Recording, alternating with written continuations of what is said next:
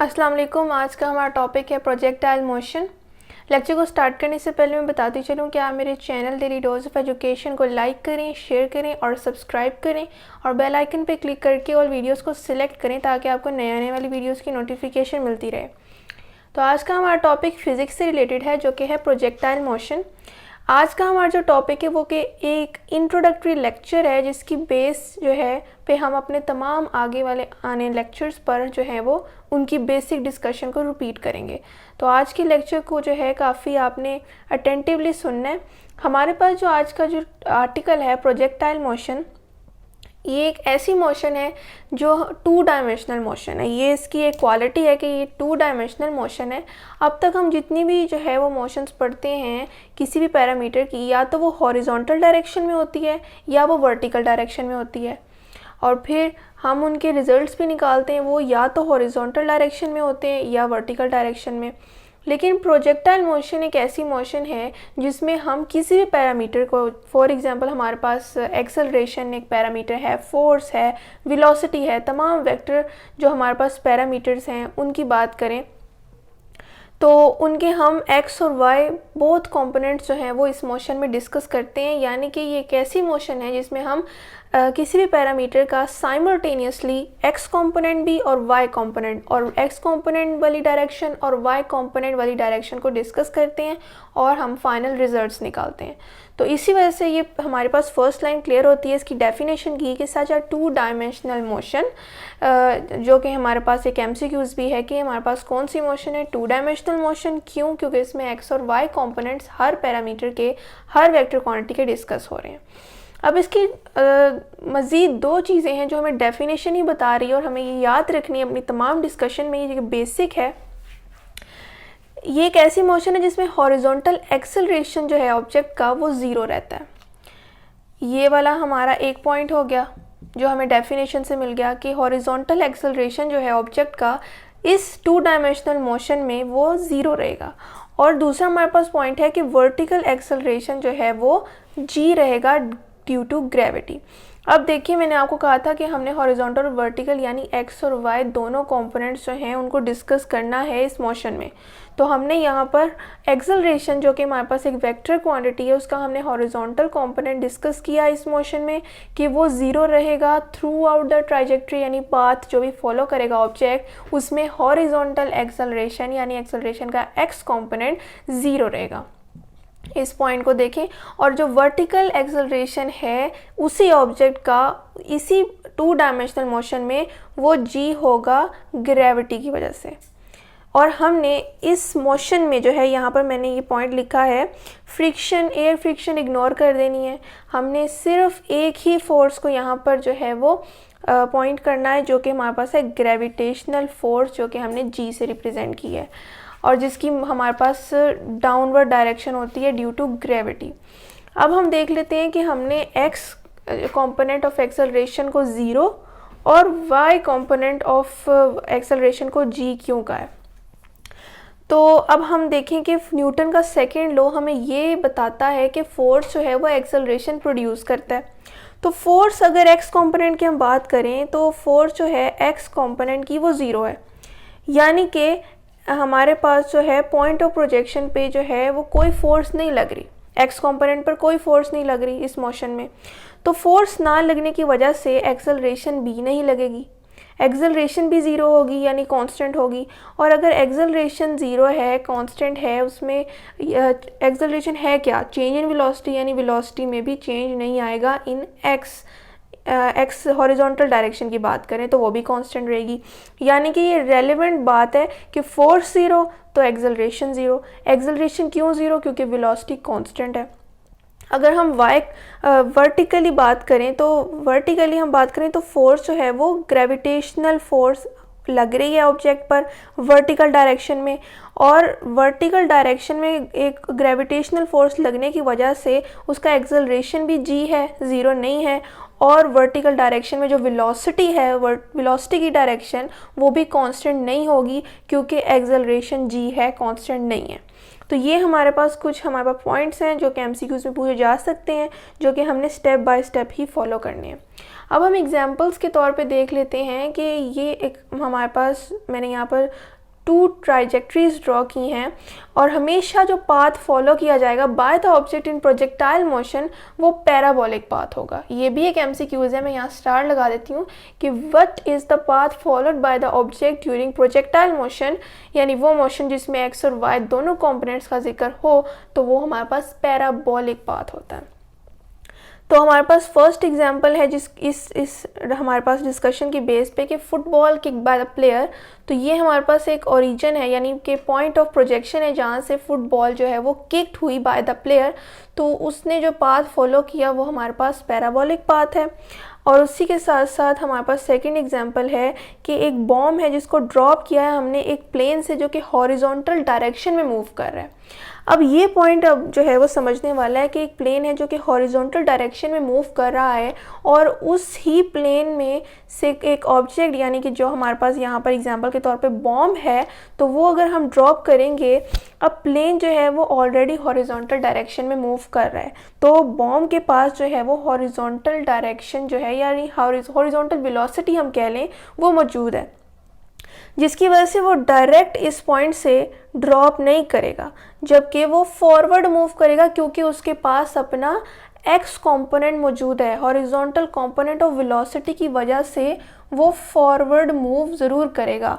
और downward direction में वो क्यों मूव करेगा? क्योंकि उस पर जो है वो हमारे पास ग्रेविटेशनल फोर्स एक्ट कर रही होगी, और हमें पता है कि ग्रेविटेशनल फोर्स एक्ट वर्टिकली ही करती है और हमारे पास हॉरिजॉन्टली जो है वो कोई भी जो है फोर्स एक्ट नहीं करती। इसी वजह से हमारे पास फोर्स हॉरिजॉन्टल वे में एक्ट ना करने की वजह से एक्सेलरेशन ज़ीरो रहता है और throughout the trajectory velocity horizontal way में कांस्टेंट रहती है। दूसरी बात कि ये देखें इस हमारे पास एग्जांपल से ये चीज़ें क्लियर हो रही हैं कि वर्टिकल अगर हम कंपोनेंट वेलोसिटी का देखें ड्यूरिंग द पाथ फॉलोड, तो उसमें वो डाउनवर्ड मूव कर रहा है due to gravitational force which is constantly acting on the object. तो फोर्स एक्ट कर रही है जिसकी वजह से चेंज इन वेलोसिटी पैदा हो रही है, और चेंज इन वेलोसिटी हमारे पास क्या है? एक्सेलरेशन। एक्सेलरेशन चेंज तभी होगी जब चेंज इन वेलोसिटी आएगी, यानी हम डिफरेंट पॉइंट्स पे डिफरेंट वेलोसिटीज़ फाइंड आउट कर सकते हैं, यानी कि हमारे पास यहाँ से वेलोसिटी इंक्रीज़ होती जाएगी। तो हमारे पास इस चीज़ से ये क्लियर हुआ कि वेलोसिटी कांस्टेंट नहीं रहेगी अगर हम वर्टिकल जो है कंपोनेंट वेलोसिटी का अगर हम उस पर बात करें तो ये हमारे पास पॉइंट है कि डायरेक्ट वो नीचे क्यों नहीं फॉल किया, क्योंकि उसके पास क्योंकि वो हॉरिजॉन्टल डायरेक्शन में प्लेन ऑलरेडी मूव कर रहा था। बॉम्ब के पास हॉरिजॉन्टल जो है वो कंपोनेंट था वेलोसिटी का, जिसकी वजह से वो फॉरवर्ड मूव किया, और साथ ही साथ वो आगे जाके किसी पॉइंट पर जो है वो डाउनवर्ड फॉल करके जो है फॉल किया, क्योंकि उस पर ग्रेविटी जो है वो एक्ट कर रही थी। फोर्स ऑफ ग्रेविटी की वजह से वो डाउनवर्ड मूव किया, लेकिन जो है वो उस पॉइंट से जो है काफ़ी दूर डिस्टेंस में, काफ़ी रेंज जो है उनकी, इसको हम रेंज कहेंगे इस पॉइंट को, कि वो पॉइंट ऑफ प्रोजेक्शन से जो है वो थोड़ा सा डिस्टेंस पे जाके फॉल किया। तो ये हमारे पास जो है वो रेंज है, जो डिस्टेंस जो है इसने कवर किया है अपने पॉइंट ऑफ प्रोजेक्शन से पॉइंट ऑफ लैंडिंग तक। तो ये हमारे पास डिस्टेंस टाइम ग्राफ है जिसमें हमने इस चीज़ को स्टडी किया। अब हम टाइप्स की बात करें तो प्रोजेक्टाइल मोशन की 2 टाइप्स हैं, जिसमें हमारे पास जो example football kick by the player है ये ऑब्लिक प्रोजेक्टाइल थी, और हॉरिजॉन्टल प्रोजेक्टाइल हमारे पास इस तरह की होती है जिसमें हम किसी भी एक हाइट से जो है, ये हमारे पास हाइट थी जिससे हमने एक ऑब्जेक्ट को फॉल किया और उसने जो है वो डाउनवर्ड डायरेक्शन जो है वो इख्तियार की, लेकिन साथ साथ फॉरवर्ड भी वो मूव किया due to the horizontal component of velocity. तो ये हमारे पास पूरी डिस्कशन थी प्रोजेक्टाइल मोशन पे। और आपने एक बात ज़रूर याद रखनी है कि through out the trajectory horizontal acceleration object का ज़ीरो ही रहेगा, क्योंकि उस पर कोई फोर्स एक्ट नहीं कर रही है और वेलोसिटी में कोई change throughout the trajectory throughout the path नहीं आएगा। अब हम एक एमसीक्यूज डिस्कस कर लेते हैं इस सारी डिस्कशन की बेस पे, जिससे आपको ये भी पता लग जाएगा कि आपको कितनी मेरी बात क्लियर हुई। ये हमारे पास एक एमसीक्यूज है। पहले एमसीक्यूज को डिस्कस करने से पहले ये बात आप लोग अंडरस्टैंड कर लें कि हमारा मेन जो है फोकस इस सारी डिस्कशन पे एक्सेलरेशन पे था, कि हमारे पास हॉरिजॉन्टल एक्सेलरेशन जो है वो ज़ीरो क्यों है, फोर्स उस पर क्यों नहीं लग रही है। और हमारे पास वर्टिकली अगर हम बात करें वर्टिकल कंपोनेंट ऑफ वेलोसिटी की, जो कि ऑब्जेक्ट ने फॉलो की है ड्यूरिंग द पैराबोलिक पाथ, तो उसमें उसकी जो है वेलोसिटी कांस्टेंट क्यों नहीं है, क्योंकि उस पर फोर्स एक्ट कर रही है, फोर्स एक्ट कर रही है तो एक्सेलरेशन ज़ीरो नहीं है, एक्सेलरेशन ज़ीरो नहीं है तो वेलोसिटी कांस्टेंट नहीं रहेगी। तो इसीलिए एक्सेलरेशन की ही बेस पे हमने एक एमसीक्यूज़ जो है यहाँ पर डेवलप किया है कि which of the following is not an example of accelerated motion. Not यानी हमारे पास इन तमाम ऑप्शंस में से कौन सी हमारे पास एक ऑप्शन है जिसमें एक्सेलरेटेड मोशन नहीं है। तो फर्स्ट है vertical component of projectile motion. अब vertical component of projectile motion में एक्सेलरेशन हमारे पास AY=G थी, ये भी हमने रिजल्ट्स निकाले थे, तो ये हमारे पास ऑप्शन नहीं हो सकती। उन्होंने पूछा है वो एग्जांपल दें जो कि एक्सेलरेटेड मोशन नहीं है। Circular motion at constant speed, अब ये सर्कुलर मोशन अगर कांस्टेंट स्पीड में हो तो इसको हम सेंट्रीपिटल फोर्स कहते हैं। सेंट्रीपिटल फोर्स में एक्सेलरेशन जो है वो डायरेक्टेड होती है towards the centre of the circle. Acceleration है तो ये हमारे पास एग्जांपल नहीं हो सकती। अ स्विंगिंग पेंडुलम, ये हमारे पास सिंपल हार्मोनिक मोशन शो करता है, स्विंगिंग पेंडुलम।